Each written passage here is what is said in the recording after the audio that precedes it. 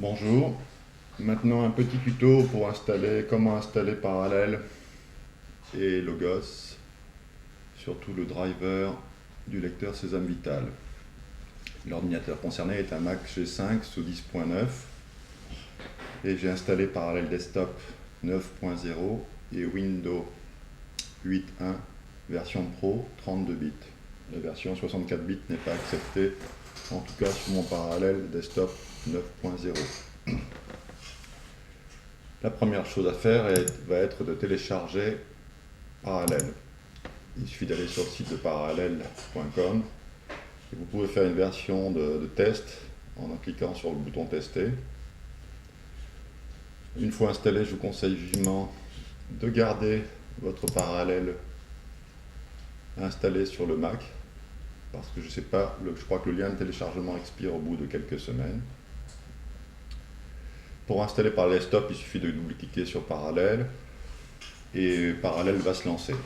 Une fois que Parallel sera lancé, il va vous demander d'installer une machine virtuelle. Dans notre cas, ce qui nous intéresse, c'est d'installer Windows 8.1. Pour Logos, il est conseillé la version 8.1 Pro. Vous allez recevoir un DVD avec une version 64 bits et une version 32 bits. J'ai essayé plusieurs fois d'installer la version 64 bits sans succès via Parallel. Donc je me suis rabattu sur la version 32 bits qui ne pose pas de problème. Une fois que vous aurez installé Parallel Desktop, donc vous aurez installé votre machine virtuelle, vous allez vous retrouver avec Parallel installé. Il faudra en plus installer le pilote de logiciel. Pour ça, encore une étape via le net. Vous pouvez par exemple télécharger l'ensemble des pilotes qui existent sur le marché, télécharger le firmware sur lecteur-vital.com. Ils ont tout l'ensemble des pilotes. Sur Mac, il n'y a pas besoin de pilote, mais sur Microsoft, Windows, il faut un pilote et regardez s'il est bien compatible avec Windows 8.1 pour le problème qui nous concerne. Une fois que vous aurez téléchargé les pilotes, par exemple les pilotes Ingenico, il faudra installer le bon pilote. Il y a les versions 32 bits, version 64 bits. Et alors, important, ce que j'ai fait comme bêtise personnellement, c'est qu'il faut mieux télécharger ces pilotes via Parallel, parce que le décompactage via MacOS ne donne pas un exécutable sur Windows. Donc bien télécharger le pilote dans l'interface Microsoft Windows de Parallel et non pas via MacOS. Une fois que vous avez installé votre pilote sur Parallel, il va falloir faire deux choses.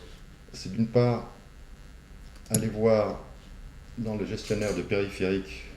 Il suffit de faire un clic droit sur la fenêtre de Windows en bas à gauche.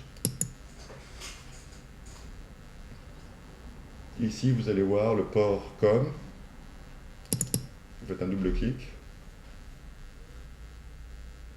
Et vous voyez que le Xiring, par exemple dans mon cas utilisé, est branché sur le port COM5. Donc on se rappelle que c'est le COM5. On ferme cette fenêtre. On va ouvrir le fichier GALSS, qui se trouve dans Windows, avec un double clic. Ici, vous avez le canal 1, T-canal 1, et l'index, c'est là qu'il faut changer. Moi, j'avais le port 5 tout à l'heure, donc je mets, s'il y avait un autre chiffre, je le remplace par 5. À ce propos, inconvénient majeur de Parallel, c'est qu'à chaque fois qu'on redémarre le Mac, pour peu qu'on ait un port USB qui était occupé avant un autre, eh bien le port COM va changer. Donc ça oblige parfois à changer l'index, justement en refaisant la manipulation que je viens de faire, remplacer par 3, par 5, voilà, pour que le lecteur soit reconnu par Logos. Ceci dit, personnellement, j'ai un MacOS G5, je ne le redémarre jamais, sauf pour les mises à jour où un redémarrage est nécessaire. Dernière chose,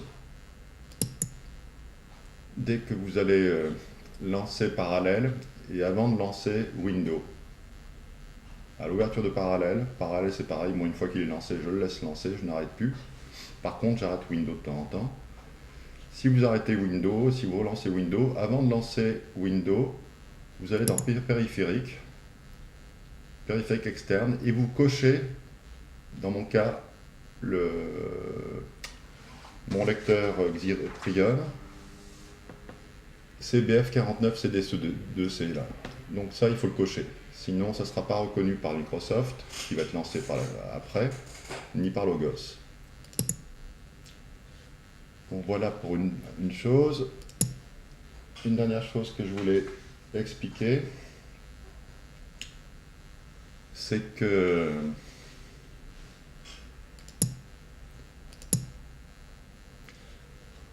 sur le bureau du Mac, vous allez vous retrouver ici avec un lecteur C Windows 8.1. Je l'ai ouvert par avance, il est ici. Et vous voyez, ce lecteur contient notamment WLogos 2. C'est-à-dire que tant que la machine virtuelle est lancée, via le bureau du Mac, vous pouvez trouver vos fichiers Logos. Voilà, LS, donc c'est le dossier praticien, et LS et patient, c'est les patients.